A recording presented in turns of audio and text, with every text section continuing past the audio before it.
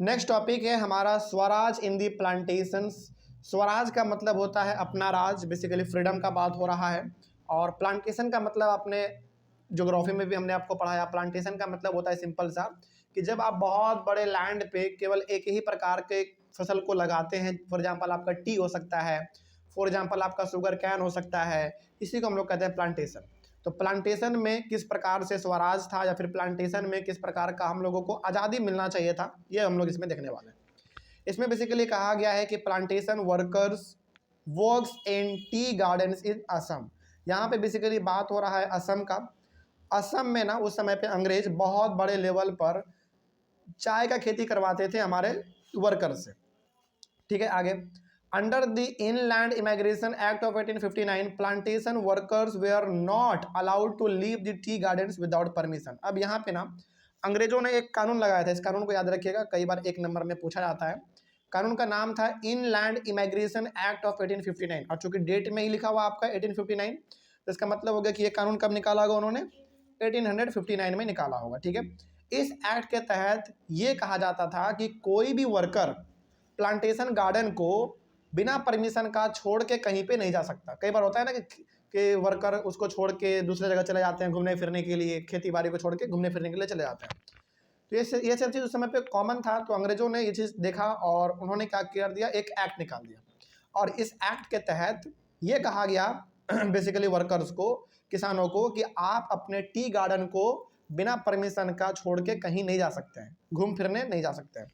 तो कई बार इसको डेफिनेशन के तौर पे पूछा जाता है कि what is inland immigration act of 1859। तो इसको आप इस तरीके से लिख सकते हैं कि it was an act through which plantation workers were not allowed to leave the tea gardens without permission. तो ये बेसिकली कानून था जिसके तहत आप बिना परमिशन के टी गार्डन को छोड़कर घूमने फिरने कहीं पर भी नहीं जा सकते थे। आगे, but when they heard about the non-cooperation movement, thousands of workers left their tea gardens and moved towards home। अब चूंकि प्लांटेशन में काम कौन कर रहे थे, असम के वर्कर्स काम कर रहे थे। ठीक है, असम के वर्कर्स, छोटे मोटे किसान लोग काम कर रहे थे वहां पे अंग्रेजों के अंडर में रहकर। हालांकि कानून क्या था, कानून यह था कि बिना परमिशन का आप टी गार्डन नहीं छोड़ सकते हैं। ठीक है, एक तरीके से उनको पाबंदी वहां पे लगा दिया था। लेकिन जब इन सारे वर्कर्स ने नॉन कॉपरेशन मूवमेंट के बारे में सुना कि गांधी जी ने नॉन कॉपरेशन मूवमेंट चालू किया है। नॉन कॉपरेशन का सिंपल सा मतलब होता है हिंदी में असहयोग आंदोलन। असहयोग का मतलब हो गया कि हम आपका सहयोग नहीं करेंगे, हम आपका साथ नहीं देंगे। तो यहाँ पे जो वर्कर काम कर रहे थे उन्होंने जब नॉन कॉपरेशन मूवमेंट के बारे में सुना कि हाँ भाई गांधी जी ने ऐसा एक मूवमेंट चालू किया है, तो एकदम थाउजेंड, हजारों हजार वर्कर्स ने क्या किया, टी गार्डन को जबरदस्ती छोड़ दिया और वो लोग घर की ओर आगे बढ़ने लग गए, यानी कि अपना घर जाने लग गए। ठीक है, however they never reach their homes due to a railway and steamer strike. लेकिन ये लोग टी गार्डन को छोड़कर जबरदस्ती घर की ओर भागते तो थे, लेकिन कभी भी ये लोग घर पहुंच नहीं पाते थे। क्यों नहीं पहुंच पाते थे? क्योंकि घर जाने के लिए क्या आपको इस्तेमाल करना पड़ेगा, रेलवे इस्तेमाल करना पड़ेगा, ट्रेन पे चढ़ना ही पड़ेगा। तो ट्रेन कभी कभी क्या होता था, ट्रेन खराब हो जाने की वजह से, ट्रेन में कुछ गड़बड़ी आ जाने की वजह से, या फिर स्ट्राइक होने की वजह से ट्रेन रुका हुआ रहता था, तो ये लोग आदमी घर नहीं पहुंच पाते थे। और जब इन लोगों को पकड़ लेता था पुलिस, भागते जब पकड़ लेता था, तो गंदे तरीके से इन लोगों को मारा पीटा जाता था। They were caught by the police and brutally beaten up. तो ये लोग घर की ओर भागते तो थे, लेकिन कभी घर पहुंच नहीं पाते थे। रास्ते में पुलिस पकड़ लेता था इनको, अंग्रेजों का पुलिस, और बड़ा मतलब गंदे तरीके से इनको मारा पीटा जाता था। ठीक है, आगे। They believe that Gandhi Raj was coming and everyone would be given land in their own villages. इन सारे वर्कर्स को लगता था कि गांधी राज आ रहा है, यानी कि ऐसा समय आएगा जहां पे रूल कौन करेंगे, गांधी जी करेंगे। रूल करने का मतलब सिंपल से यहाँ पे है कि ऐसा राज आएगा जहां पे हमारा जो लीडर होगा वो लीडर हमारा गांधी जी होंगे और सभी को बराबर न्याय मिलेगा। और इनका मानना ये भी था कि गांधी जी का जब राज आएगा ना, सभी को अपने अपने गाँव में ही क्या दे दिया जाएगा, जमीन दे दिया जाएगा। ठीक है, ये इन लोगों का मानना था। लेकिन यहाँ पे ना थोड़ा सा आगे ना आपको चौरी चौरा इंसिडेंट के बारे में भी पता होना चाहिए। इसके बारे में जरा समझिए कि आखिर चौरी चौरा इंसिडेंट क्या था। चौरी चौरा इज इन गोरखपुर, जो कि उत्तर प्रदेश में पड़ता है। याद रखिएगा इस बात को कि चौरी चौरा कहाँ आपका, गोरखपुर में, और गोरखपुर कहाँ आपका, उत्तर प्रदेश में। A peaceful demonstration of people in बाजार टर्न इनटू अ वायलेंट क्लेश with the police. Basically Chauri Chaura में हुआ क्या था ना, वहां पे लोगों ने ना मतलब अपना एक शांति तरीके से लोग अपना प्रदर्शन कर रहे थे, अपना रैली निकाल रहे थे लोग। और वहीं पे बगल में ना पुलिस स्टेशन भी था, मतलब कि कहने का मतलब यहाँ पे है कि चौरी चौरा में लोग शांतिपूर्ण तरीके से अपना प्रदर्शन कर रहे थे और यहाँ पे झड़प हो गया, यानी कि लड़ाई हो गया बेसिकली आम आदमी और पुलिस के बीच में। ठीक है, अब जब लड़ाई हुआ तो हुआ क्या इसके रिस्पॉन्स में, अब देखो, in response some people went to police station and set it on fire. अब जब झगड़ा हुआ ना तो पुलिस ने लोगों को बहुत मारा। अब गुस्से में आके लोगों ने रात में क्या किया, बेसिकली ये जो इंसिडेंट है, जो घटना हुआ, रात में हुआ था। लोगों ने बदला लिया, कब? रात में लिया। धरना प्रदर्शन कब हो रहा था? सुबह में। लड़ाई झगड़ा पुलिस के साथ कब हुआ? सुबह में। लेकिन बदला लेने के लिए कुछ लोगों ने चौरी चौरा में जो पुलिस स्टेशन था वहां पे वो लोग गए रात में और उस पुलिस स्टेशन में ही आग लगा दिया, सोचो। और लगभग due to this more than 20 policeman were killed. लगभग 20 पुलिसमैन जिंदे जल गए थे उस समय पे। सोचो ये कितना भयंकर मामला हो गया, बताओ। गांधी जी ने जो मूवमेंट चालू किया था, नॉन कॉपरेशन मूवमेंट, उनमें भी गांधी जी का मकसद यही था कि मूवमेंट तो करेंगे लेकिन कहीं पर वायलेंस नहीं होना चाहिए। और यहाँ पे क्या हो गया बताओ? वायलेंस हो गया। हालांकि ये जो 20 आदमी मरे ना, ये भले ही काम अंग्रेजों के लिए करते थे लेकिन आदमी थे कौन? इंडियंस थे। तो अब यहाँ पे गांधी जी को झटका लग गया। उनको लगा ना कि यार नॉन कॉपरेशन मूवमेंट भी चालू किए तो क्या बढ़ गया? वायलेंस बढ़ गया। तो इन्होंने इस मूवमेंट को भी क्या कर दिया? बंद कर दिया। तो seeing violence spread, Gandhi ji decided to withdraw the non cooperation movement in February 1922।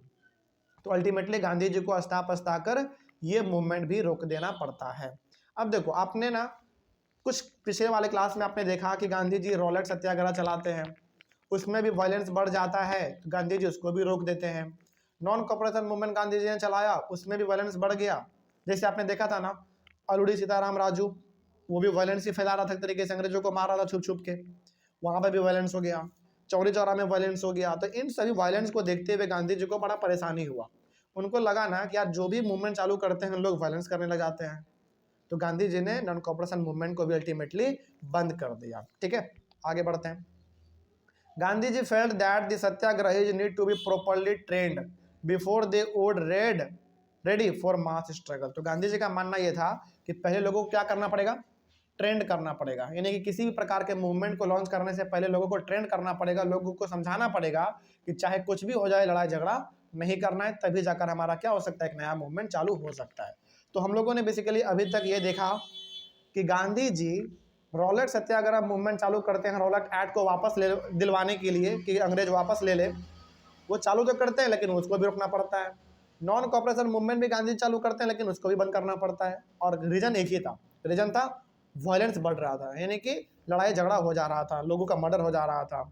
इन सभी चीज़ों को देखते हुए हम यहाँ पे ये कह सकते हैं कि जिस आशा से गांधी जी ने रॉलेट सत्याग्रह और नॉन कॉपरेशन चालू किया था वो आशा गांधी जी का पूरा नहीं हो पाया। ठीक है, चलिए खैर आगे बढ़ते हैं। अब इसमें हम लोग आगे जो पढ़ने वाले हैं अगला टॉपिक वो है आपका सिविल डिसोबीडियंस। इसको आप सिविल डिसोबीडियंस मूवमेंट भी कह सकते हैं। अब बहुत सारे बच्चों को कन्फ्यूजन होता है दो चीज़ों में, इस चैप्टर में दो चीज़ों में आपको कन्फ्यूजन होगा।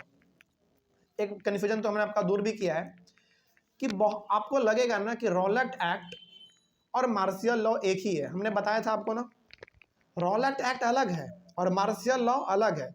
रॉलेट एक्ट में आपने क्या देखा था कि ये ऐसा एक्ट था जिसमें किसी भी प्रकार का आम आदमी पॉलिटिकल एक्टिविटी नहीं कर सकता था, यानी कि धरना प्रदर्शन रैली वाली कुछ नहीं कर सकता था। पहला ये था हमारा। दूसरा रॉलेट एक्ट में क्या देखा था आपने कि यदि कोई आदमी इन सब चीज़ों में पाया जाता है तो उसको उठा के जेल में 2 साल के लिए डाल दिया जाएगा बिना किसी सुनवाई का। कुछ भी आप बोलते रह जाओ वो नहीं सुनेगा, 2 साल आपको जेल में डाल देगा। ये था हमारा रॉलेट एक्ट। लेकिन फिर मार्शियल लॉ क्या था बताओ? मार्शियल लॉ ये लॉ था जब सिचुएशन आउट ऑफ कंट्रोल हो गया था। तो बताओ कंट्रोल किसके हाथ में दे दिया था अंग्रेजों ने? जनरल डायर के हाथ में, बेसिकली मिलिट्री के हाथ में दे दिया था। और उस मिलिट्री का हेड था हमारा जनरल डायर। तो जब सिचुएशन आउट ऑफ कंट्रोल हो जाए और पावर आर्मी के हाथ में चल जाए, मिलिट्री के हाथ में चल जाए, तो वही था हमारा मार्शियल लॉ। तो क्या रॉलेट एक्ट और मार्शियल लॉ क्या दोनों सेम था? अलग अलग था। तो पहला डाउट इसमें आपको ये होगा। लेकिन दूसरा डाउट ये होगा कि सर नॉन कॉपरेशन मूवमेंट में और सिविल डिसोबीडियंस मूवमेंट में क्या कन्फ्यूजन है या फिर क्या डाउट है, क्या डिफरेंस है? हालांकि नॉन कॉपरेशन आपने पढ़ लिया, अब आप पढ़ने वाले हो सिविल डिसोबीडियंस। समझा देते हैं क्या डिफरेंस है, बहुत इंपॉर्टेंट है। नॉन कॉपरेशन का सिंपल सा मतलब है कि हम आपके साथ कोऑपरेट नहीं करेंगे, यानी कि हम आपका साथ नहीं देंगे, हम आपका सामान नहीं खरीदेंगे, हम आपके हर चीज़ों का बहिष्कार करेंगे। ये होता है हमारा नॉन कॉपरेशन। लेकिन सिविल डिसोबीडियंस का मूवमेंट का मतलब यहाँ पे यह है कि हम आपके कानून को नहीं मानेंगे, यानी कि आप जो नियम लगाओगे, जो नियम कानून आप बताओगे ना, वो कानून हम नहीं मानेंगे। याद रखिएगा, नॉन कॉपरेशन अलग है, सिविल डिसोबीडियंस अलग है। एक बार दोबारा बताते हैं। नॉन कॉपरेशन का सिंपल सा मतलब है कि हम आपका साथ नहीं देंगे, हम आपके साथ काम नहीं करेंगे, हम आपके सामानों को नहीं खरीदेंगे। कहने का मतलब हम आपके साथ सिंपली कोऑपरेट नहीं करेंगे। लेकिन सिविल डिसोबीडियंस का मतलब ये होता है कि सिंपली हम आपके किसी प्रकार के कानून को, लॉ को नहीं मानेंगे। सिंपल, आपको दिक्कत नहीं ना इसमें? तो दोनों क्या डाउट क्लियर हो गया? चलिए, तो ये जो हमारा टॉपिक है टुवर्ड्स सिविल डिसोबीडियंस, इसमें हम लोग एक खास प्रकार के मूवमेंट के बारे में पढ़ेंगे जिसका नाम है सिविल डिसोबीडियंस। जिसका मतलब ये होता है कि हम आपके किसी कानून को नहीं मानेंगे। सिंपल, ठीक है। चलिए, अब इसी के बारे में हम लोग थोड़ा सा डिस्कस करते हैं और देखते हैं कि इसमें हमारा बेसिकली है क्या। बहुत इंपॉर्टेंट है, इसलिए इसको ध्यान से समझिएगा, क्योंकि आपको फिर से पता है कि यदि बेहतर तरीके से आपको समझना है तो टॉपिक वाइज क्रिएट कर लेते हैं, और जब इस प्रकार से आप पढ़ते हैं तो क्वेश्चन भी आप लिखने में बहुत अच्छी तरीके से सक्षम हो जाते हैं। जैसे पहला हम लोग इसमें पढ़ेंगे कि स्वराज पार्टी फॉर्म्ड। अब ये स्वराज पार्टी क्या था, ये हमारा पार्टी कैसे बना, इन सभी के बारे में हम लोग देखेंगे। अभी तक तो फिलहाल हम लोग कांग्रेस पार्टी जानते थे, अब ये स्वराज पार्टी क्या था जरा इसके बारे में देखा जाए। Within the Congress, some Congress leaders were tired of mass struggle। अब देखो, बेसिकली जो रॉलेट सत्याग्रह मूवमेंट गांधी ने चलाया उसको वापस लेना पड़ा। उसके बाद हम लोगों ने यह भी देखा कि Gandhi ji non cooperation movement भी चलाते हैं, वो भी उनको वापस लेना पड़ता है। तो मूवमेंट गांधी जी चालू तो कर रहे हैं, लोग उसमें जुड़ तो रहे हैं, लेकिन गांधी उसको क्या कर दे रहे हैं, वापस ले रहे हैं, बंद कर दे रहे हैं। तो एक तरीके से यहाँ पे कांग्रेस के ना कुछ कुछ लीडर ऐसे थे जो गांधी जी के इन सारे मूवमेंट से, इस स्ट्रगल से टायर्ड हो चुके थे, परेशान हो चुके थे कि यार गांधी जी आप मूवमेंट चालू तो करते हैं लेकिन बंद कर देते हैं। मतलब कि कुछ लोग अब क्या हो रहे थे बताओ, मूवमेंट करते करते थक गए थे कि अब नहीं हो सकता, अब कुछ और करेंगे। They wanted to participate in elections to the provincial councils which were set up under the Government of India Act 1919। अब यहाँ पे हुआ था क्या है, जरा अब आप ये समझो। कुछ लीडर तो पूरी तरीके से गांधी जी के मूवमेंट से थक चुके थे, उब चुके थे कि यार बार बार मूवमेंट में शामिल हो रहे हैं और गांधी जी मूवमेंट को रोक दे रहे हैं। बड़ा खराब ये लगा उन लोगों को। अब ये लोग क्या चाहते थे, ये लोग ये चाहते थे कि मूवमेंट ना चालू किया जाए, बल्कि अंग्रेजों के साथ मिलकर चुनाव लड़ा जाए। ठीक है, तो यहाँ पे आप ध्यान में रखिएगा, एक एक्ट यहाँ पे बात हुआ है, गवर्नमेंट ऑफ इंडिया एक्ट 1919। इस समय पे अंग्रेजों ने एक एक्ट निकाला। एक्ट का नाम क्या था, government of India act 1919 basically. इस एक्ट के तहत अंग्रेज ये कहता था इंडियंस को, यानी कि हम लोगों को कहता था कि अब हम लोग भी चुनाव लड़ेंगे और हमारे साथ आप लोग भी चुनाव लड़ना।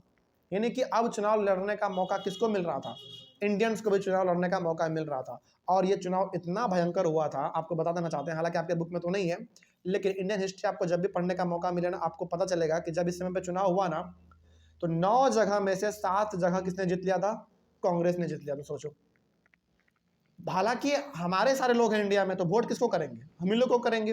लेकिन पहले क्यों नहीं करते थे, क्योंकि चुनाव लड़ने का अधिकार ही नहीं था हमारे पास। लेकिन जब हम लोगों को चुनाव लड़ने का मौका मिला तो 9 जगह में से 7 जगह पूरी तरीके से हम लोगों ने जीत लिया था, यानी कि कांग्रेस ने जीत लिया था। खैर ये अलग बात है। तो अब यहाँ पे जो कांग्रेस के ऐसे कुछ लीडर जो कि मूवमेंट से तंग आ चुके थे, वो क्या चाहते थे, इलेक्शन में आया जाए, यानी कि इलेक्शन लड़के लोगों के लिए काम करेंगे। अब मूवमेंट से काम नहीं चल सकता, लोग थक चुके थे। आगे बढ़ते हैं। They believe that it would be easy to oppose British policies within the council. अब देखो, बेसिकली गांधी जी मूवमेंट करके, Rowlatt Satyagraha, non cooperation movement, ये सब करके गांधी जी क्या दिखाना चाहते थे, दिखाना ये चाहते थे कि बेसिकली ब्रिटिश का जो पॉलिसी है, ब्रिटिश का जो रूल करने का सिस्टम है, उसको क्या किया जा सके, दबाया जा सके, उसमें चेंज लाया जा सके। लेकिन अब ये कुछ ऐसे कांग्रेस के लीडर जो क्या चाहते थे कि ये सब मूवमेंट से नहीं हो सकता, अब कैसे हो सकता है, चुनाव लड़ो, उनके साथ पार्लियामेंट में बैठो और वहीं पे बदलाव कर दो, वहीं पे कुछ अलग अलग चेंजेस कर दो। तो बेसिकली अब इन लोगों का जो मकसद था वो किधर की ओर बढ़ रहा था बताओ, चुनाव की ओर आगे बढ़ रहा था। अब ये लोग मूवमेंट नहीं करना चाहते थे। इनका कहना था ना कि यार मूवमेंट करके ना कोई बदलाव नहीं कर सकते हम लोग, क्योंकि बार बार गांधी जी रोक दे रहे हैं मूवमेंट को। अब क्या करना पड़ेगा, चुनाव में लड़ना पड़ेगा और इलेक्शन लड़ेंगे और ब्रिटिश के साथ मिल के नियम कानून हम लोग बनाएंगे और इंडिया को अच्छी तरीके से चलाएंगे। अब इसी पर्पज से क्या होता है, सो CR Das and Motilal Nehru formed the Swaraj party. तो ये ऐसे दो लोग, CR दास और मोतीलाल नेहरू, इन दोनों ने अलग हटके एक नया पार्टी बनाया कांग्रेस के अलावा, जिनका नाम क्या रखा गया, स्वराज पार्टी। और इन लोगों का सिंपल सा मकसद था कि अब मूवमेंट में पार्टिसिपेट ना किया जाए और अब चुनाव लड़ो यार, बहुत हो गया मूवमेंट ये सब, ठीक है। आगे बढ़ते हैं। But two Congress leaders like Pandit Jawaharlal Nehru and Subhash Chandra Bose wanted mass struggle for full independence. लेकिन दो ऐसे इंसान और थे, पंडित जवाहरलाल नेहरू और सुभाष चंद्र बोस, इन दोनों का मानना यह था कि यार देखो इलेक्शन तो लड़ लेंगे, चुनाव भी जीत जाएंगे, अंग्रेजों के साथ मिलकर कानून भी बना लेंगे, लेकिन क्या आपको पूरी तरीके से आज़ादी मिला क्या? नहीं मिला अभी, फिर भी तो आप काम अंग्रेजों के साथ ही मिलकर कर रहे हैं। तो सुभाष चंद्र बोस और पंडित जवाहरलाल नेहरू का कहना यह था कि चाहे कुछ भी हो जाए, अंग्रेजों के साथ मिलकर तो काम नहीं करेंगे, यानी कि इलेक्शन तो बिल्कुल नहीं लड़ेंगे। फिर करेंगे क्या?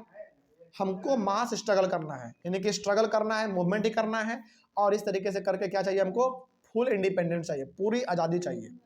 तो याद रखिएगा, आपसे यहाँ पे दो सवाल पूछा जाएगा कि CR दास और मोतीलाल नेहरू ने क्या बनाया, स्वराज पार्टी बनाया इलेक्शन लड़ने के लिए। बेसिकली ये लोग चुनाव मूवमेंट से थक चुके थे, ये लोग अब नहीं हो सकता मूवमेंट, अब इलेक्शन लड़ेंगे, अंग्रेजों के साथ मिलकर कानून बनाएंगे। लेकिन क्या बताओ, आप इलेक्शन तो लड़ लोगे, आप इलेक्शन जीत भी जाओगे, लेकिन क्या आपको पूरा आज़ादी मिला? नहीं मिला।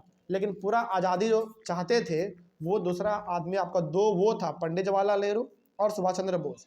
ये दो ऐसे आदमी थे जिनका मानना था कि अंग्रेजों के साथ चुनाव भी नहीं लड़ना है, हमको मास स्ट्रगल करना है, यानी कि बड़े लेवल पे स्ट्रगल करना है, और पूरी आज़ादी चाहिए।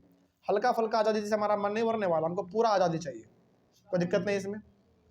तो ऐसे कौन दो लीडर थे जो फुल इंडिपेंडेंस के लिए स्ट्रगल करना चाहते थे, बताओ?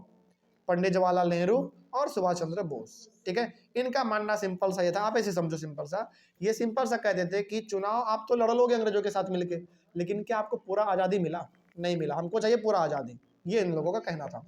आगे बढ़ते हैं। अब यहाँ पे इंडिया के अंदर ना दो माहौल थोड़ा सा हमारा और बदल जाता है, यानी कि इंडिया जो है ना एक अलग तरीके से शेप ले रहा था। तो दो ऐसे फैक्टर्स हैं जहां पे इंडिया ने अलग रूप ले लिया। पहला आपका है वर्ल्ड वाइड इकोनॉमिक डिप्रेशन, और दूसरा आप इसमें पढ़ेंगे साइमन कमीशन के बारे में। दोनों के बारे में इसमें आप पढ़ेंगे बेसिकली। चलो बताते हैं क्या था इसमें। Due to world wide economic depression the prices of agricultural goods began to fall from 1926 and collapsed after 1930। यहाँ पे ना एक पूरी तरीके से मंदी का दौर था। मंदी का दौर मतलब समझते हैं क्या होता है? मंदी का दौर का मतलब होता है कि पूरी दुनिया में अनाजों के प्राइसेस बढ़ रहे थे, लेकिन अनाजों का जो प्रोडक्शन था वो घट रहा था। प्रोडक्शन घट रहा था। अब जब प्रोडक्शन घटेगा तो हमारे मार्केट में क्या अनाज अनलिमिटेड रहेंगे? क्या लिमिटेड रहेंगे? और जब भी कोई चीज़ लिमिटेड रहता है उसका पैसा नहीं, उसका जो प्राइस है वो बहुत बढ़ जाता है। तो ये केवल समस्या भारत में नहीं था उस समय पे, पूरी दुनिया में। इसी को हम लोग कहते हैं वर्ल्ड वाइड इकोनॉमिक डिप्रेशन, यानी कि एक तरीके से मंदी का दौर चल रहा था 1926 में। और ये बढ़ तो तब गया जब 1930 पहुंच गया, यानी कि 1930 आते आते तक मंदी का दौर पूरी तरीके से इंडिया में छा चुका था। इस तरीके से इंडिया ने अलग शेप ले लिया भाई। आगे क्या होता है देखो, the demand of agricultural goods also fail and exports declined. यहाँ पे हुआ क्या, बेसिकली जो एग्रीकल्चरल गुड्स का जो डिमांड था ना, यानी कि जो हम लोग अपने एग्रीकल्चर के सामानों को दूसरे दूसरे कंट्री में बेचते थे हम लोग, उसका डिमांड घट गया, यानी कि बहुत कम गया। अब जरा सोचो, यदि हमसे कोई अनाज खरीदेगा ही नहीं तो क्या हमको प्रॉफिट होगा? बिल्कुल प्रॉफिट नहीं होगा। तो बताओ यहाँ पे सबसे ज़्यादा समस्या किसको होगा, हम लोगों को या किसानों को? किसान को होगा। वो क्या सोच के उपजाया अपना अनाज? ये सोच के उपजाया है कि भाई मार्केट में बेचेंगे, प्रॉफिट अच्छा कमेगा, लेकिन उसके प्राइस का क्या हो गया है, यानी कि उसके अनाज का प्राइस ही घट गया है, कोई खरीदना ही नहीं चाह रहा। तो peasants found it difficult to sell their harvest and pay their revenue. तो यहाँ पे सबसे ज़्यादा तो समस्या का सामना करना पड़ा वो किसानों को करना पड़ा, क्योंकि इन्होंने जिस आशा के साथ अपना खेती किया था वो आशा इनका पूरा नहीं हो पाया। और जब इनका अनाज दिख ही नहीं रहा था महंगे दामों में, तो ये लोग रेंट भी अपना नहीं दे पा रहे थे, मतलब कि रेवेन्यू भी चुकता नहीं कर पा रहे थे। पहला तो हमारा ये था। अब दूसरा हमारा इसमें है साइमन कमीशन। अब ये साइमन कमीशन क्या है, जरा इसके बारे में देखो। The new Tory government in Britain designed a commission headed by sir John Simon. याद रखिएगा, ब्रिटेन में एक गवर्नमेंट था, गवर्नमेंट का नाम है टोरी गवर्नमेंट। जैसे इंडिया में हम लोग क्या कहते हैं, इंडियन गवर्नमेंट, उसी प्रकार से ब्रिटेन में गवर्नमेंट था जिसका नाम था टोरी गवर्नमेंट। उस गवर्नमेंट ने ना एक कमीशन बनाया, यानी कि एक रिपोर्ट बनाया, और उस रिपोर्ट का जो बेसिकली आप कमीशन का मतलब सिंपली समझ सकते हैं, कुछ लोगों का ग्रुप उन्होंने तैयार किया, और उनका जो हेड है वो उसका हेड किसको बनाया गया, सर जॉन साइमन को हेड बनाया गया। ठीक है, आगे this commission was designed to review the Indian constitution and suggest some changes. ये कमीशन बेसिकली टोरी गवर्नमेंट के द्वारा इसलिए बनाया गया था ताकि इंडिया के अंदर आके वो लोग क्या कर सके, हमारे इंडियन कॉन्स्टिट्यूशन में कुछ चेंजेस सजेस्ट कर सके। समझिएगा, ये बहुत इंपॉर्टेंट है। साइमन कमीशन ना कई बार एग्जाम में आता है। तो यहाँ पर आप ये समझो कि जो ब्रिटेन में टोरी गवर्नमेंट था, उन्होंने जो कमीशन बनाया था उसका हेड किसको बनाया गया, सर जॉन साइमन को बनाया गया। और ये कमीशन इसलिए तैयार किया गया था ताकि ये लोग इंडिया में आ सके और इंडिया के कॉन्स्टिट्यूशन को रिव्यू कर सके, यानी कि चेक कर सके कि भारत किस तरीके से चल रहा है, और जिसमें कुछ गड़बड़ी है तो उसको चेंज सजेस्ट कर सके, चेंज किया भैया इसमें कुछ गड़बड़ी है, इसमें चेंज करो। इसलिए इनको यहाँ पे बनाया गया था इस कमीशन को। But there was a problem with this commission. The problem was that the commission did not have a single Indian member, they were all Britishers. तो यहाँ पे ना सवाल पूछेगा, सवाल ये पूछेगा कि बताओ साइमन कमीशन का जो सबसे बड़ा ड्रॉबैक था वो क्या था। ड्रॉबैक इसका सबसे बड़ा ये था कि इसमें कोई भी आदमी इंडियन नहीं थे, सारे के सारे ब्रिटिशर्स थे। जरा सोचो, ये लोग आ रहे हैं इंडिया के अंदर किस कॉन्स्टिट्यूशन को चेंज करने के लिए, इंडिया के कॉन्स्टिट्यूशन को चेंज करने के लिए। तो भाई कम से कम उसमें 2-4 आदमी भी तो होना चाहिए ना इंडिया का। आप इंडिया के बारे में करने आ रहे हैं चेंजेज, इंडिया के संविधान को आप खंगालोगे, चेक करोगे सही है गलत है, तो उसमें कम से कम 3-4 आदमी तो कम से कम इंडिया का भी होना चाहिए, बड़े बड़े लीडर। लेकिन उसमें एक भी इंडियंस नहीं थे, सारे के सारे ब्रिटिशर्स थे। तो बताओ क्या ये बात हम लोगों को हजम होगा? बिल्कुल भी नहीं होगा। लेकिन हम लोगों ने क्या किया, जरा अब ये भी देख लो। When the Simon Commission arrived in India in 1928, तो यार इस डेट को भी आप याद रखेंगे, 1928 में साइमन कमीशन इंडिया में आ चुका था। It was greeted with the slogan "Go back Simon", और जब ये साइमन कमीशन हमारे इंडिया में आया तो हम लोगों ने स्वागत किया किस स्लोगन के साथ, गो बैक साइमन। इसका मतलब था कि जो साइमन आ रहे हैं, और ये साइमन कौन था, बेसिकली आदमी का नाम था, ठीक है, और इन्हीं के नाम पे रखा गया साइमन कमीशन। तो इन लोगों को हम लोगों ने किस स्लोगन से स्वागत किया, गो बैक, यानी कि वापस चले जाओ। क्यों चले जाओ वापस? क्योंकि जिस काम को करने के लिए आप आ रहे हैं उसमें हमारा एक भी इंडियन आदमी नहीं है, और इस काम को हम लोग स्वीकारेंगे भी नहीं। इसलिए हम लोगों ने इसको गो बैक साइमन के साथ वापस भेजने के लिए नारा लगाया, गो बैक साइमन। ठीक है, आगे all parties including the Congress and the Muslim League participated in the protest. हर प्रकार के पार्टी ने, चाहे कांग्रेस का पार्टी का बात हो, चाहे स्वराज पार्टी हो, चाहे मुस्लिम लीग हो। अच्छा, मुस्लिम लीग यहाँ पे एक नया वर्ड आपके लिए इस्तेमाल हो गया, ये समझ लो आप। मुस्लिम लीग बेसिकली उस समय पे ऐसा एक ग्रुप था जिसमें कि मुस्लिम के बड़े बड़े लीडर रहा करते थे, यानी कि वो लोग आपस में काम करते थे मुस्लिम के, उसी को हम लोग कहते थे मुस्लिम लीग। तो सभी प्रकार के लोगों ने और सभी प्रकार के पार्टी ने गो बैक साइमन का नारा लगाया और इस साइमन कमीशन को इंडिया में आने से रोक दिया। ठीक है, अच्छा आप क्या समझ रहे हैं कि साइमन कमीशन कोई आदमी था क्या? नहीं, साइमन कमीशन बेसिकली एक रिपोर्ट था जिसके तहत क्या होता, इंडिया के कॉन्स्टिट्यूशन में कुछ चेंज किया जाता। फिर यहाँ पे आदमी कौन है, फिर वो आपका साइमन, सर जॉन साइमन, ये आदमी था। लेकिन चूंकि ये आदमी इसका हेड था, इसलिए इसका नाम क्या दे दिया हम लोगों ने, साइमन कमीशन नाम दे दिया इस रिपोर्ट का। ठीक है, चलिए ये हो गया हमारा खत्म। अब आगे हम लोग पढ़ेंगे offer of dominion status bye viceroy Lord Irwin. अब देखो यहाँ पे ना अंग्रेजों का एक बहुत बड़ा ऑफिसर जिसका नाम क्या है, लॉर्ड इरविन। ये उस समय पे वाइसराय हुआ करता था। वाइसराय एक अंग्रेजों का बहुत बड़ा पोस्ट हुआ करता था, जैसे आज हम लोग देखते हैं ना IAS, IPS, DM, SP, ये सब हम लोग आज देखते हैं। उसी प्रकार का आप समझ लो बहुत बड़ा ऑफिसर जिसको हम लोग कहते थे उस समय पे वाइसराय कहते थे। ठीक है, और वो कौन था, लॉर्ड इरविन था। इन्होंने ना हम लोगों को एक ऑफर दिया था। क्या ऑफर दिया था, जरा देखा जाए। डोमिनियन स्टेटस का ऑफर दिया था। अब सवाल है कि सर ये डोमिनियन स्टेटस क्या है, समझो क्या लिखा हुआ है। In October 1929 viceroy Lord Irwin offered a dominion status for India and a round table conference to discuss the future constitution of India. यानी कि जब हम लोगों ने गो बैक साइमन का नारा लगा के साइमन कमीशन को वापस भेज दिया ना, तो लॉर्ड इरविन को बड़ा बुरा लगा। उनको लगा ना कि यार इंडिया में ना, इंडिया के लोग हम लोगों को इसलिए बहिष्कार कर रहे हैं क्योंकि हो सकता है कुछ गलत हम लोग कर रहे हैं। तो लॉर्ड इरविन कहता है ना कि चलो मतलब कि लॉर्ड इरविन हमारे इंडिया के उस समय पे बड़े बड़े लीडर जो थे, महात्मा गांधी हो गए, सुभाष चंद्र बोस हो गए, जवाहरलाल नेहरू हो गए, इन सभी से कहते हैं यार चलो एक काम करते हैं, हम सभी आपस में मिलजुल के बैठते हैं और भारत का नया कॉन्स्टिट्यूशन कैसा होगा इसके ऊपर हम लोग डिस्कस करते हैं। ठीक है, यानी कि बेसिकली यहाँ पे बात क्या क्या जा रहा है। देखो, हम लोगों ने जब गो बैक साइमन का नारा लगाया ना, और जब हम लोगों ने साइमन कमीशन को वापस कर दिया कि हम लोगों ने एक्सेप्ट नहीं किया, तो लॉर्ड इरविन को बड़ा बुरा लगा। उनको लगाना कि अब ऐसा करो कि सभी लोगों को एक साथ बैठाओ, इंडिया के जो बड़े बड़े लीडर हैं उनको एक जगह पर बैठाओ और डिस्कस करते हैं। तो वहाँ पे लॉर्ड इरविन ने हम लोगों को ऑफर क्या दिया, डोमिनियन स्टेटस। डोमिनियन स्टेटस का मतलब है कि अलग प्रकार का आपको सुविधा मिलेगा इंडिया में, यानी कि इंडिया के लोगों को अलग प्रकार का सुविधा मिलेगा, उसी को हम लोग कहते हैं डोमिनियन स्टेटस। ठीक है, और उस समय पे लॉर्ड इरविन ने हम लोगों को क्या कहा कि चलो हम लोग मिलकर एक राउंड टेबल कॉन्फ्रेंस करते हैं। इसका मतलब होता है कि एक राउंड टेबल होगा, चारों तरफ हम लोग आपस में बैठेंगे और इंडिया का कॉन्स्टिट्यूशन कैसा होगा, यानी कि इंडिया किस तरीके से अब रूल किया जाएगा, इंडिया को किस तरीके से आगे लेकर जाया जाएगा, उसके ऊपर चर्चा होगा। तो याद रखिएगा, राउंड टेबल कॉन्फ्रेंस का सिंपल, अच्छा आपने मूवी में भी देखा होगा ना, बड़े बड़े मूवी में कि एक बड़ा राउंड सा टेबल होता है, उसके चारों तरफ आदमी बैठते हैं, उसका एक हेड होता है जो सबको कुछ बताता है माइक से, उसी प्रकार का। तो उसका हेड कौन था, लॉर्ड इरविन था, जो बोलता था कि सारे इंडिया के बड़े बड़े लीडर एक जगह बैठेंगे, हम भी बैठेंगे और सभी के साथ मिलकर डिस्कस करेंगे कि आखिर आपने गो बैक साइमन का नारा क्यों लगाया, साइमन कमीशन को आपने एक्सेप्ट क्यों नहीं किया, और ये भी डिस्कस करेंगे कि आखिर इंडिया का कॉन्स्टिट्यूशन अब हमारा कैसा होगा। ठीक है, ये एक तरीके से ऑफर हम लोगों को दिया, किसने, लॉर्ड इरविन ने।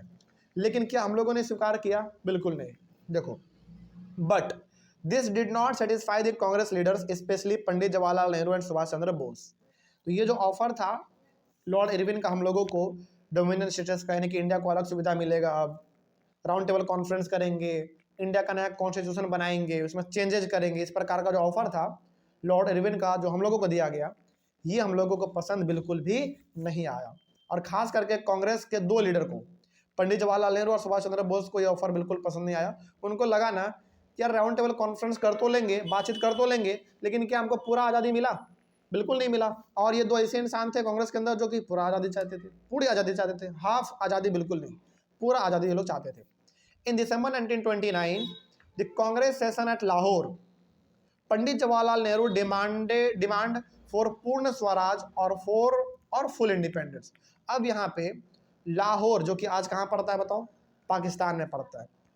तो लाहौर में कांग्रेस का एक मीटिंग होता है 1929 में, और उस मीटिंग में पंडित जवाहरलाल नेहरू क्या डिमांड करते हैं, पूर्ण स्वराज का, यानी कि फुल इंडिपेंडेंस। पंडित जवाहरलाल नेहरू वहाँ पे लाहौर के सेशन में, जो कांग्रेस का सेशन हुआ था लाहौर में 1929 में, वहाँ पे पंडित जवाहरलाल नेहरू साफ साफ कहते हैं कांग्रेस के सभी लीडर के साथ कि हमको हल्का फल्का आज़ादी नहीं चाहिए, हमको राउंड टेबल कॉन्फ्रेंस ये सब करके अपना बात मनवा के ऐसा काम नहीं चाहिए, हमको क्या चाहिए, पूरा आज़ादी चाहिए, यानी कि फुल इंडिपेंडेंस हमको चाहिए। तो वहाँ पे वो घोषित करते हैं। तो कई बार एमसीक्यू में आएगा कि पंडित जवाहरलाल नेहरू ने किस सेशन में पूर्ण स्वराज का डिमांड किया था, लाहौर सेशन में किया था। ठीक है, लाहौर में किया था बेसिकली, और कब किया था, 1929 में किया था। It was declared that 26 January 1930 would be celebrated as the Independence Day, when people were to take a pledge to struggle for full independence। अब पंडित जवाहरलाल नेहरू उस दिन ये भी कहते हैं कि 26 जनवरी 1930 को हम लोग किस रूप में मनाएंगे, इंडिपेंडेंस डे के रूप में मनाएंगे, जहां पे लोग क्या करेंगे, उस दिन शपथ लेंगे, किस चीज़ के लिए, फुल इंडिपेंडेंस के लिए। लेकिन ये केवल कहने के लिए था उस समय पे। हालांकि क्या हम लोग आज इंडिपेंडेंस डे 26 जनवरी 1930 को मनाते हैं क्या, नहीं मनाते हैं। एक तरीके से वहाँ पे कहने का मतलब क्या था, लोगों को मोटिवेट करने का तरीका था। तो पंडित जवाहरलाल नेहरू ने लाहौर में ये कहा था कि 26 जनवरी 1930 को हम लोग क्या करेंगे, इंडिपेंडेंस डे के तौर पे हम लोग इसको मनाएंगे, और उसी दिन हर इंसान क्या करेगा, शपथ लेगा, किस चीज़ के लिए, फुल इंडिपेंडेंस के लिए, कि हमको ये सब ऑफर नहीं चाहिए, हमको पूरी आज़ादी चाहिए। ठीक है, ये भी बात आप याद रखिएगा। But the celebrations attracted very little attention. लेकिन वही बात है, हमने जो कहा आपको कि जो सेलिब्रेशन किया गया, मतलब कि जो डिसाइड किया गया था कि सेलिब्रेट करेंगे इंडिपेंडेंस डे 26 जनवरी 1930 को, इसको ज़्यादा अटेंशन नहीं मिला, यानी कि ज़्यादा लोग इनमें पार्टिसिपेट नहीं किया लोगों ने। इसीलिए आज हम लोग 26 जनवरी 1930 को क्या इंडिपेंडेंस डे मनाते हैं क्या, नहीं मनाते हैं। कब मनाते हैं भाई, 15 अगस्त 1947 को।